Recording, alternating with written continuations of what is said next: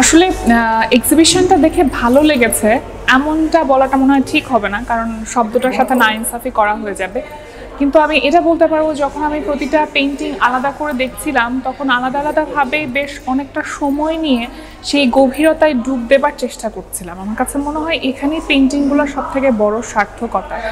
এবং একটা জিনিস আমি খুব স্পেসিফিকলি বলতে চাই যে কালারগুলো আসলে লিটন দা পিক করেছে, মানে কালারগুলো এত ম্যাচিওর। যে টপিক দ্য ইউনিভার্স বা ওয়ার্ল্ডের সাথে নারীর যে একটা সম্পৃক্ততা, আমরা তো নারী মাতা বলি বা মাকে আসলে আমরা বিভিন্ন রকমভাবে আবিষ্কার করি, নারীকে অনেক রকমভাবে আবিষ্কার করি, মা হিসেবে, কখনো প্রেমিকা হিসেবে, কিন্তু নারীকে যে বিশ্বের সাথে কানেক্ট করা যায় সেই ব্যাপারটা ভীষণ রকম ভালো লাগা দিয়েছে বা একরকম মুগ্ধতা দিয়েছে আমাকে।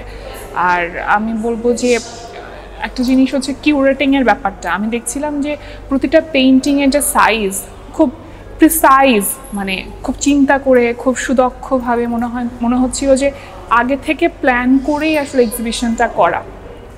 এই ব্যাপারটা আমাকে ভীষণ রকমভাবে মুগ্ধ করেছে। আমি চাইবো যে লিটন দা আরও বেশি যেন এক্সিবিশন করে, আরও বেশি তার চিন্তাভাবনাগুলোকে প্রকাশ করবার জন্য আরও ভালো ভালো উদ্যোগ নেয় বা আরও ভালো ভালো এক্সিবিশনের প্ল্যান করে। Thank you.